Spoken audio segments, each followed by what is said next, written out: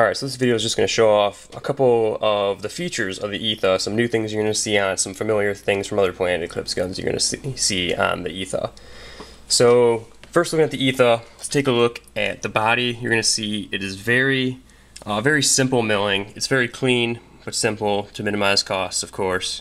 I don't think it looks bad at all. I think it looks good. I think it's a nice clean look.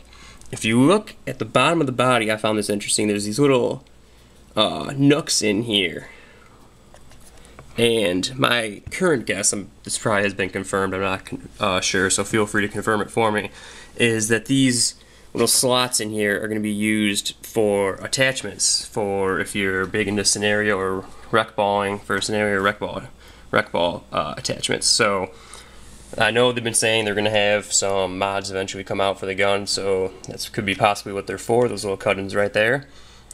You'll also notice that the Etha feed neck, frame, and eye covers are composite. They are not the aluminum. This is the same composite that is found on the E-Tech 3LT. It is glass reinforced nylon. It is very, very durable. So this stuff is proven. It has been tested because, I mean, the E-Tech 3LT is a great marker, very durable, and I am for sure going to be pushing this gun pretty hard to see what it can do. I'm pretty excited about it.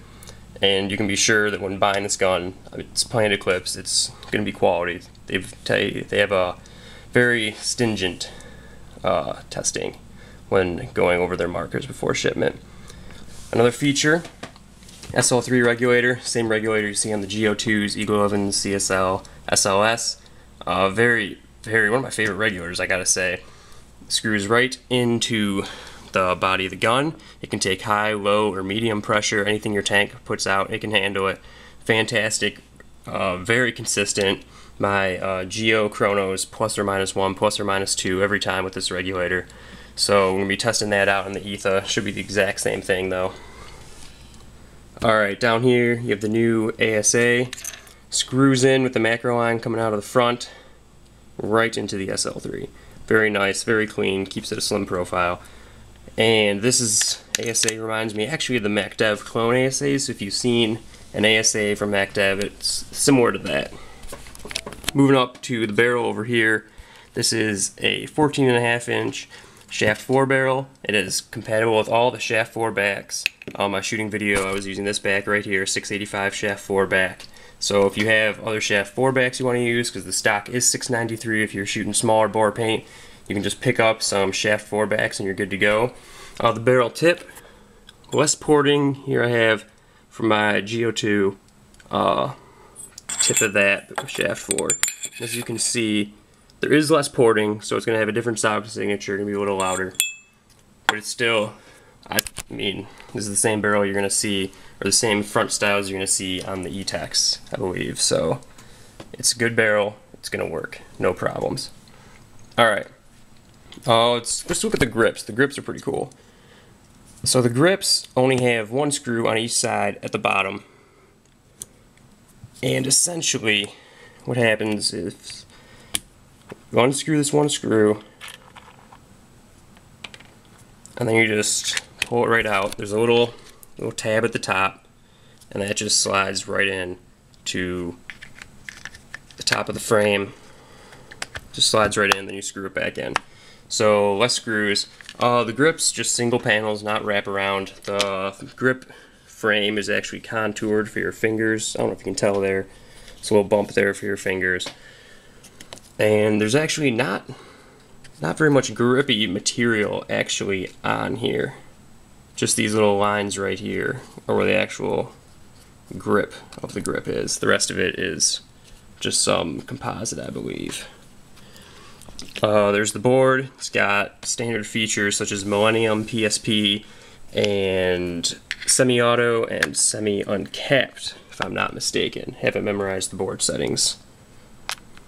Got a trigger here, spring activated, and micro switch activated. Has a spring in it, no magnets, just the spring. It's adjustable at the top there for forward and back down there. And moving on, when this gun was first seen, it was theorized that this would be a low-end Geo, like a G-Tech or something. This is not the E-Tech of Geos. This is a completely different marker from a Geo.